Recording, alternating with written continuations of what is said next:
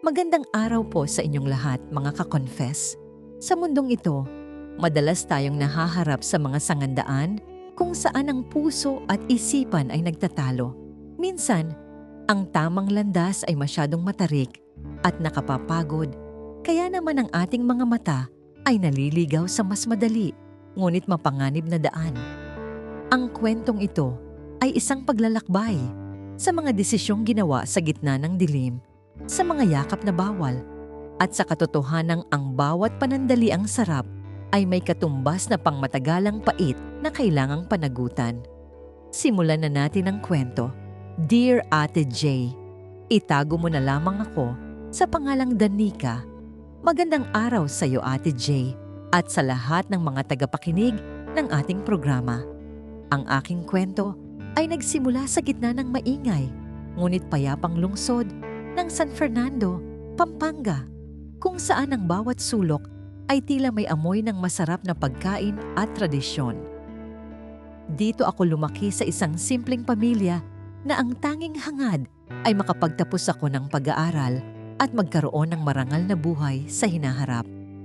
Ako ay panganay sa 3 magkakapatid at ang aming ama na si Mang Dante ay isang masipag na karpintero sa aming barangay. Ang aking ina naman, na si Aling Erlinda, ay matiyagang nagtitinda ng kakanin sa palengke upang makadagdag sa aming gastusin araw-araw. Maayos naman ang aming pagsasama, punong-puno ng pagmamahal at pag-unawa, kahit na madalas ay kapos kami sa material na bagay na gusto ko. Bilang isang dalagang may pangarap, tinitignan ko ang aking sarili na balang araw ay makakaahon din kami sa hirap na nararanasan namin ngayon. Ngunit sa likod ng aking mga ngiti, may isang bahagi ng aking puso ang naghahanap ng higit pa sa simpleng buhay. Sa aming paaralan, nakilala ko ang aking unang pag-ibig na si Efren. Isang binatang tapat at puno ng pangarap para sa aming dalawa. Siya ang lalaking nagparamdam sa akin kung gaano kasarap ang mahalin ng totoo at walang halong pag-aalinlangan sa bawat sandali. Tuwing hapon pagkatapos ng klase, sabay kaming naglalakad pa uwi habang pinag-uusapan ang aming mga plano sa buhay pagkatapos ng kolehiyo. Akala ko noon ay sapat na ang kanyang pagmamahal upang manatili akong tapat at kontento sa kung ano ang mayroon kaming dalawa sa kasalukuyan. Gayunpaman, ang tadhana ay sadyang mapaglaro at madalas ay sinusubok ang tibay ng ating paninindigan sa harap ng mga bagong oportunidad. Isang araw, habang ako ay naglalakad sa tapat ng isang malaking mall, isang mamahaling sasakyan ang huminto sa aking harapan. Ang nakasakay rito ay isang lalaking nagngangalang Fabian, na tila isang negosyante dahil sa kanyang postura at pananamit na halatang mamahalin. Hindi ko alam na ang pagkakataong ito ang magiging mitsa ng unti-unting pagbabago ng aking pananaw sa buhay at sa aking mga pangarap. Si Fabian ay isang matikas na lalaki na may aura ng kapangyarihan at yaman na hindi ko pa nakikita sa tanang buhay ko rito. Noong una ay nag-alangan akong makipag-usap sa kanya, ngunit ang kanyang malumanay na boses at magandang pakikitungo ay unti-unting nagtanggal ng aking takot. Inalok niya akong ihatid sa aming bahay dahil mukhang pagod na ako sa paglalakad sa ilalim ng matirik na sikat ng araw. Bagaman may pag-aalinlangan, tinanggap ko ang kanyang alok dahil sa kuryosidad na naramdaman ko sa aking puso noong mga sandaling iyon. Habang nasa loob kami ng kanyang air-conditioned na sasakyan, naramdaman ko ang malaking pagkakaiba ng kanyang mundo sa mundong kinagisnan ko sa San Fernando. Ang bawat salitang lumalabas sa kanyang bibig ay puno ng karangyaan at mga kwento tungkol sa mga malalayong lugar na dati ay sa telebisyon ko lang nakikita. Sa loob ng maikling panahon na yon, tila nakalimutan ko ang aking simpleng kasintahan na si Efren na naghihintay sa akin. Ang presensya ni Fabian ay nagdulot ng isang kakaibang kilig at pagnanasa na magkaroon ng mas marangyang buhay. Pagdating namin sa tapat ng aming bahay, iniabot niya sa akin ang kanyang calling card at sinabing maaari ko siyang tawagan kung kakailanganin ko ng tulong. Tiningnan ko ang card at nakita ang kanyang buong pangalan na Fabian D. Enrile. Isang pangalang tila nakaukit na sa aking isipan. Nang gabing iyon, hindi ako makatulog dahil sa dami ng mga katanungang bumabagabag sa aking isipan tungkol sa kung ano ang maaaring mangyari sa akin. Alam kong mali na isipin ng ibang lalaki, ngunit ang tukso ng karangyaan ay nagsisimula ng kumapit. Kinaumagahan, pilit kong ibinalik ang aking atensyon sa pag-aaral at sa pakikipagkita kay Efren sa aming paboritong tambayan sa parke. Ngunit sa tuwing tinitingnan ko siya, hindi ko maiwasang ikumpara ang kanyang luma at kupas na t-shirt sa mamahaling polo na suot ni Fabian kahapon. Nagsimula akong makaramdam ng inis sa aming sitwasyon, sa aming kahirapan, at sa tila kawalan ng mabilis na paraan upang guminhawa ang aming buhay. Dito ko napagtanto na ang binhi ng kawalan ng kontento ay unti-unti nang tumutubo sa aking buong pagkatao. Lumipas ang ilang linggo at hindi ko na natiis na hindi tawagan si Fabian gamit ang numerong ibinigay niya sa akin noong huling pagkakataon. Isang gabi, habang ang lahat ay himbing na sa pagkakatulog, lumabas ako ng bahay upang pasikretong makipag-usap sa kanya sa telepono. Ang kanyang boses ay tila musika sa aking pandinig, lalo na nang anyayahan niya akong sumama sa kanya sa isang biyahe patungong Baguio. Sabi niya ay kailangan niya ng kasama para sa isang business trip at handa siyang bayaran ng lahat ng aking magiging gastusin doon. Hindi ko alam kung paano ako nakahanap ng lakas ng loob na magsinungaling sa aking mga magulang at lalong-lalo na kay Efren tungkol sa biyaheng ito.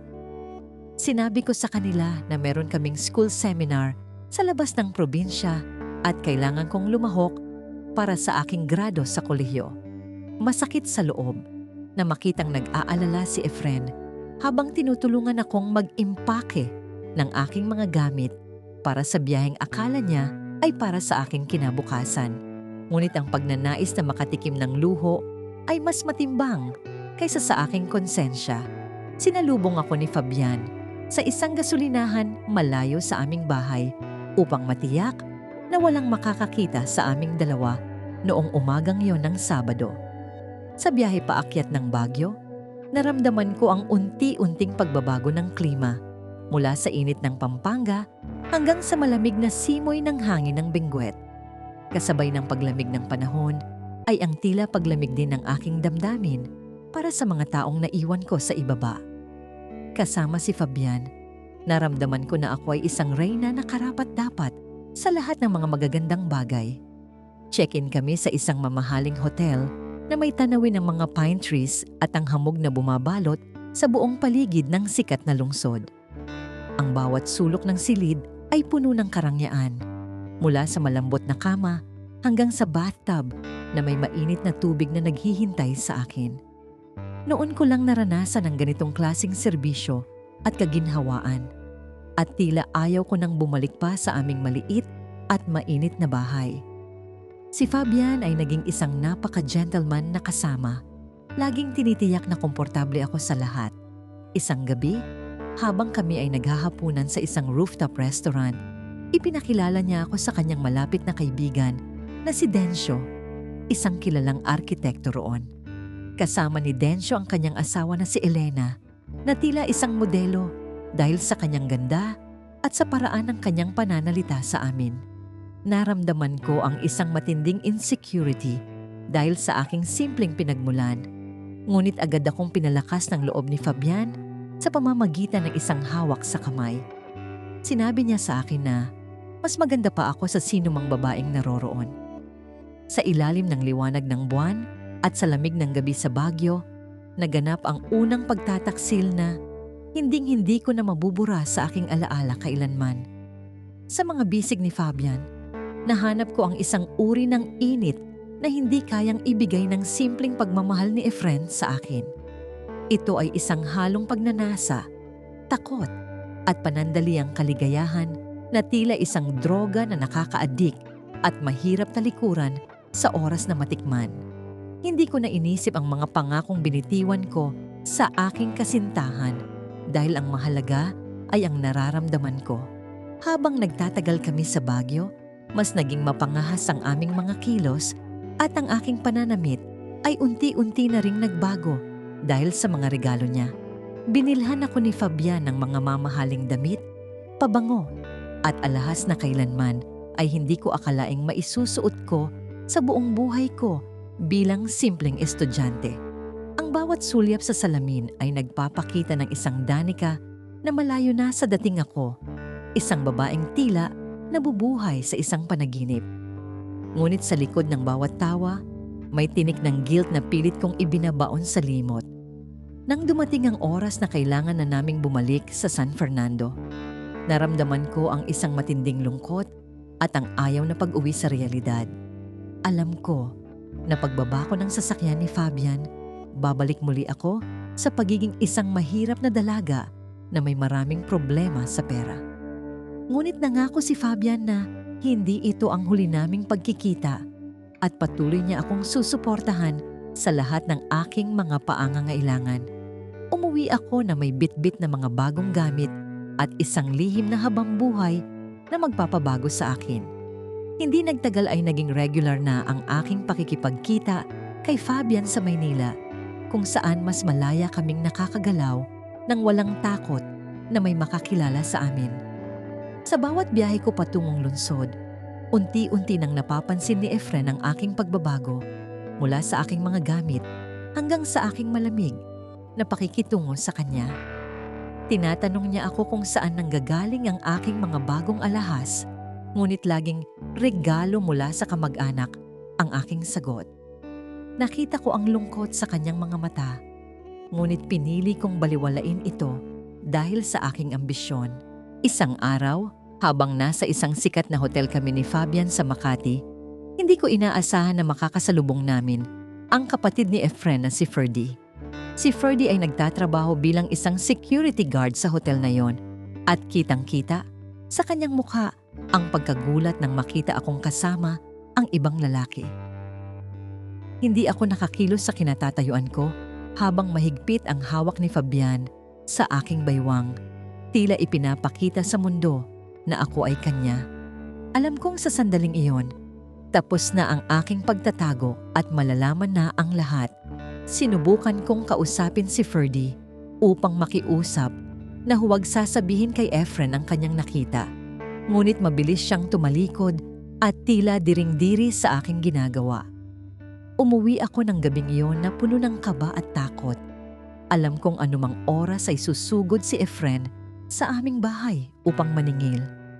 Hindi nga ako nagkamali dahil pagdating ko, naroroon na siya sa aming sala kasama ang aking ama na si Mang Dante. Ang kapaligiran ay puno ng tensyon at ang katahimikan ay tila isang sumpa na naghihintay na mabunghalit. Hinarap ako ni Efren nang may luha sa kanyang mga mata. Tinatanong kung totoo ba ang mga sinabi ng kanyang kapatid tungkol sa nakita nito sa Maynila. Hindi ako nakapagsalita. Ang aking dila ay tila napako habang nakatingin sa mga matang dati ay puno ng paghanga, ngunit ngayon ay puno ng pait. Sa harap ng aking pamilya, inamin ko ang lahat ng aking kasalanan, ang aking pakikipagrelasyon kay Fabian at ang pagpili ko sa pera kaysa sa pag-ibig. Ang sampal ni Mang Dante ay nagpabagsak sa akin sa sahig, isang sakit na mas matindi pa sa anumang hirap. Pinalayas ako ni Mang Dante sa aming bahay, sinabing hindi siya nagpalaki ng isang anak na walang dangal at marunong magtaksil sa mga taong nagmamahal sa kanya. Wala akong nagawa, kundi ang umiyak at humingi ng tawad. Ngunit ang lahat ay huli na para sa aming pamilya at para sa amin ni Efren. Si Efren naman ay umalis ng walang imik. Ang kanyang katahimikan ay mas masakit pa sa anumang sigaw na maaari niyang ibato sa akin. Naiwan akong mag-isa sa dilim, bitbit ang aking mga mamahaling gamit na wala na ngayong halaga. Tumawag ako kay Fabian upang humingi ng tulong at matuluyan sa kanyang kondo. Ngunit ang naging sagot niya ay isang malamig na pagtanggi na hindi ko inaasahan.